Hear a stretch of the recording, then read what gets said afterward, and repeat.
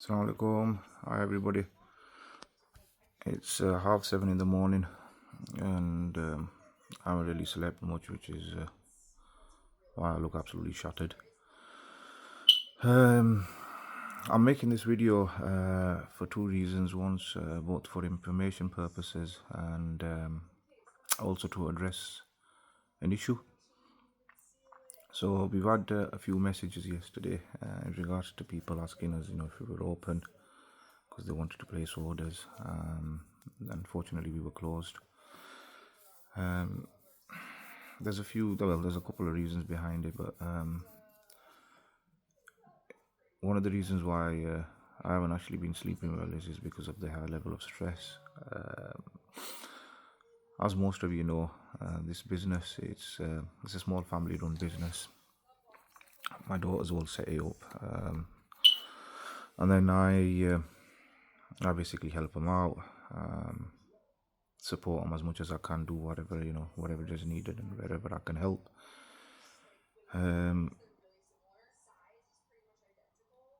As most of you know, small businesses are difficult to run as it is, let alone food businesses. Now, for information purposes, I'm gonna go through. I'm gonna do a breakdown of figures, costs, etc., which will help out anybody who is thinking about getting into food business, because you should really think about it and be prepared for a lot. We've now been open for approximately 3 months. Usually first 6 months to a year is like a make or break for a business anyway, but the first couple of months, first 2-3 months, are usually when you're getting your foot in, you're getting your bearings, you get to learn in the food industry, in the food business. You get to learn things like what sells, what doesn't sell, what's your best seller, what's slow, what days are busier than others, what are quiet days. It allows you to figure out what days you need more staff in. You can figure out things like delivery services, what platforms to use, advertising, etc. So it's all, you can create a business plan prior and do as much research as you can. But the thing is until you're actually doing it, you won't know how well things are going to go, where you're going to need to make improvements, what you're doing well, etc. So with those, the first month was really, really good. We were obviously still figuring things out, but it was really good. Second month was good as well, in the sense that we started to learn more about what was selling well, what wasn't. We were looking at changing certain packaging, bringing in new things onto the menu, menu items, figuring out the prices. So the last month or so, it's not been so well.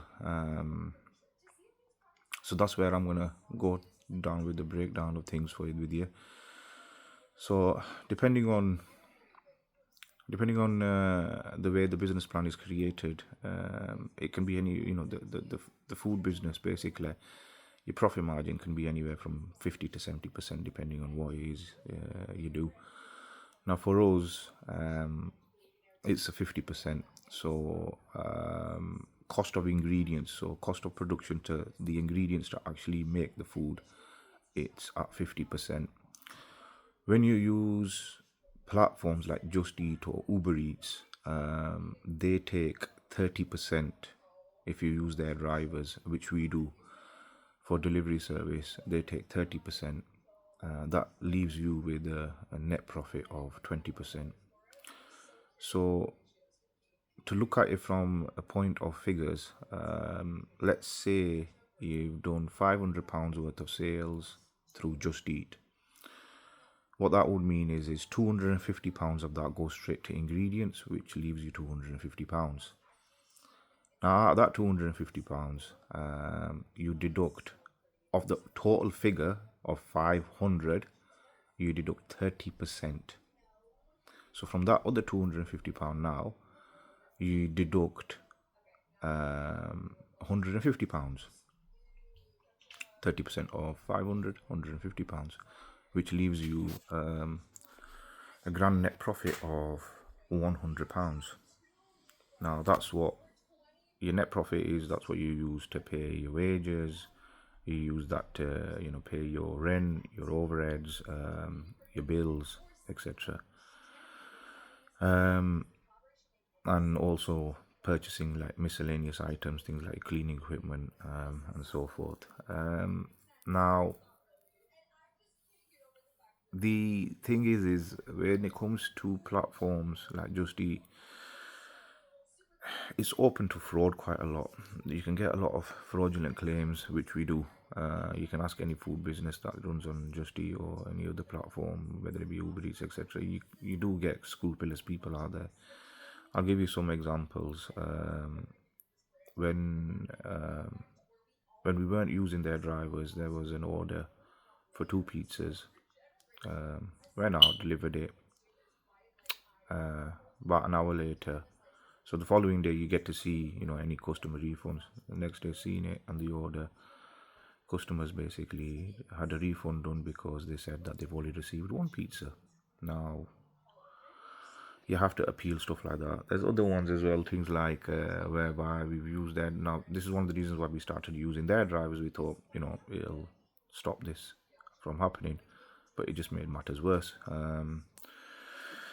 to the point where somebody's like ordered a meal. It's like a deal. What we do, part of that was a pizza. You can get a burger with it, some doner meat and chips. You can get drinks with it. So this customers basically turned around and said they've not again received the pizza. Now because it's part of a meal deal thing, JustEat have refunded the full amount. There's another one where literally 3 or 4 items have been ordered. Nothing major, there's a couple of milkshakes and a couple of desserts. Customers basically stated that they've not received the milkshakes, got refunded. Then you've got another one where it's a case of they said they ordered a couple of milkshakes and they made a claim that the milkshake was a Kinder milkshake, and they claim that the milkshake didn't taste of Kinder, even though we actually use actual Kinder chocolate to make it. Now the thing is we've got a process in place when food basically gets sent out. When it's made, it gets checked. So an order comes in, let's say you've got 3 items on there, we tick them off as we get, we make them.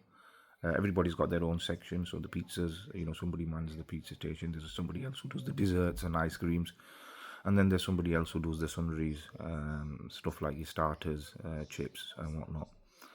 So they get ticked off as they're made, and then they double checked. When the driver comes to pick them up, they get double checked, and then they ticked off again to say yes, they're getting packed. So as they get packed, they get ticked off again, so we know that they have been put in and passed on to the driver. So that's how we can know that when these claims are made, that they are fraudulent. Now going back to the figures, as I said to you, so when you're all when you're looking at a platform like JustEat, for instance, £500 worth of orders, 250 of that's gone towards ingredients, 150 of that's gone to JustEat for their commission, which leaves us £100. Now when these kind of fraudulent orders occur, I'll explain to you what happens. JustEat will obviously refund them, but if you look at it, what happens is they turn around and obviously deduct that from the grand total. So £500, I mean the average order is approximately £25. So £500 would equate to 20 orders, roughly, give or take. From 20 orders, on average, if you're receiving, let's say, 5 refunds where they are refunding the order, now that's £125 gone. So when you're looking at it from that perspective, let's say £500 worth of orders have come through, deduct that because they've refunded it. So your sale now drops down to 370 odd £5. But you've still got to work it out from the full 500 because your cost of ingredients are still from the £500. So you still have to deduct the 250 because the food's still gone out. So you've made a full loss on that. So once you've deducted the 250, now what that leaves you with is literally £125. Now from that £125, if you deduct the commission, it leaves you with a grand total of approximately £30. So because the commission obviously goes slightly lower due to the refunds that they've given as well. So they're no longer taking £150, they take a smaller commission because they don't include those orders in there. So you're left with about £30. Now, when you've got 3 people on average working on a daily basis, you include their wages, you look at the overheads and whatnot. When you've only got a net profit of £30 coming in on that day just from that platform, same thing happens on Uber Eats. And your average orders that are coming through, even if you're making, let's say, £1,000 a day, and that's £7,000 a week, realistically speaking, your profit margin for the day only works out at maybe £120. So even if you're doing £150 for the day, when you've got 3 people working and you've got all over the overheads, it's just not sustainable. There are some days when it happens that badly that it, because obviously what's happening is people are ordering more and more of JustEat and Uber Eats because they just find it more convenient, even though we do have a system in place where we do take card payments both in store and over the phone. We can deliver the food to you, and even though the prices in store are lower than those platforms, but what happens is when all this occurs and the sales from in-store drop, and obviously all these fraudulent claims are being made and refunds are basically going out on the platforms, and it's more often than not it's customers, like that, and new customers. There are a handful of times where it has been customers who ordered regularly, and I'm not saying that there aren't genuine issues that do occur, because when the drivers go, sometimes they'll miss something. They might turn around and they might have had 2 orders and they've given the wrong order over. They've given one customer somebody else's food and the other customer somebody else's food. It does. I'm not saying it doesn't happen. It does genuinely happen as well. But we've personally seen a spike in a lot of the fraudulent refunds. And the other thing is this past month we've seen a slump in sales through in store as well. So as such, there's been days where we're running at a loss, to the point where we've had to make a decision, and this is one of the reasons why this week we were both closed on yesterday. Excuse me, we were closed yesterday and Monday because we've had to look into actually taking on part-time jobs to be able to basically fill in the shortfall in finances. Because like I said, there have been days where, last week, majority of it was we were running at a loss. So the thing is if it obviously continues like this, it's just not going to be sustainable if we're just barely breaking even. And the thing is people have to understand that small businesses, especially family-run small businesses, we're not large multi-million, multi-billion dollar corporations, multi-million pound or multi-billion pound corporations. We literally obviously run the business to be able to pay bills, put food on the table, just like everybody else. And when this is happening, it basically turns around and ends up costing you more than you're making. It just doesn't become sustainable. So yeah, for that reason, we had to sit down and discuss things as to how we're going to move forward. And what we've decided is that we're going to see how things run over the next couple of weeks. If order numbers obviously stay, low, and we're looking at, we're going to be hopefully launching on another app called Eaton, um, and hopefully move away from, situations where these, fraudulent claims can be made. Um, on that note, if anybody, who has ordered from us and has got a genuine issue, you are more than welcome to ring us, and we will rectify it. To the point where, there was one customer, I can give you another example where one customer ordered some food. There were two orders going out. The delivery driver ended up giving them the wrong pizza. They ordered, I think they ordered like a pepperoni, and they ended up getting something else. They called us. I basically within 15 to 20 minutes got a fresh pizza made for them, and because they were all around, local anyway, got the driver to go and drop it off. But then the next day we saw that they'd made a claim saying that, they'd received the incorrect order anyway, which meant, because it was part of a meal deal, which meant, not only, we did all that, but they ended up getting all the food for free anyhow. Now there is appeal processes on Just Eat and Uber Eats and whatnot, but the thing is they have policies in place as well. So, it's a 50-50 chance whether they're going to accept the appeal or not. So yeah, that's pretty much what it is. So if anybody is looking to, get into the food business or whatnot, please obviously do bear in mind these things as well. People might not tell you, but when you do go onto these food platforms, stuff like this does happen. So, just bear that in mind too. Other than that, just, mentally be prepared for running at a loss at some point as well. I'm not saying that it will, but it can happen. It is happening to us at the moment, which is why, like I was saying, that we're deciding what we're going to do moving forward. We're going to probably see how the next 2 weeks go. We're going to remain open. We initially were going to say that we were going to close every Wednesday, because that's the most quietest day. Besides, obviously, with the part-time jobs as well, it's going to get too much for us. But after much deliberation, we've worked out shift rotors, and we're going to give it a go where we are open 7 days a week for the next couple of weeks and see how it goes. But if obviously this continues, then we're gonna more than likely either 1 or 2 days a week we're gonna have to close on the most quietest days. So far, those are for now they are Mondays and Wednesdays. But yeah, that's basically it.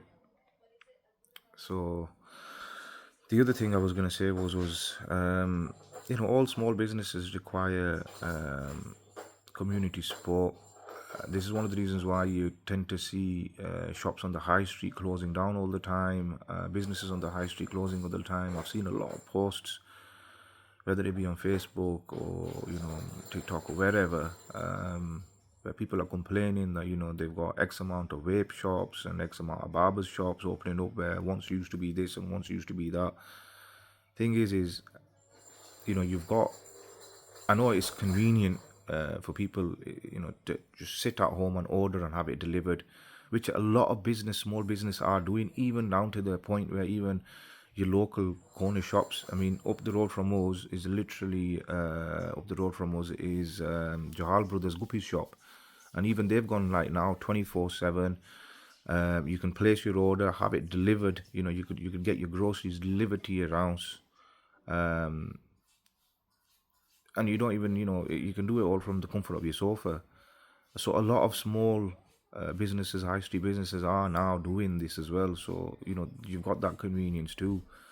With what we do, you've got your ice cream trays, desserts, pizzas, the other hot food stuff like donomy, burgers, milkshakes, fresh juices, fruit cups. All of this, it's all available to order and be delivered. So yeah, that's pretty much what it was. So I'm putting this video out so that, because like I said, we did have a few messages come through, and I did say that we would be putting a message out. It has been it's been a very stressful time. Like I said, I've not really slept all night. So yeah, we'll see how things move forward. And until the next video, guys, thank you very much and take care.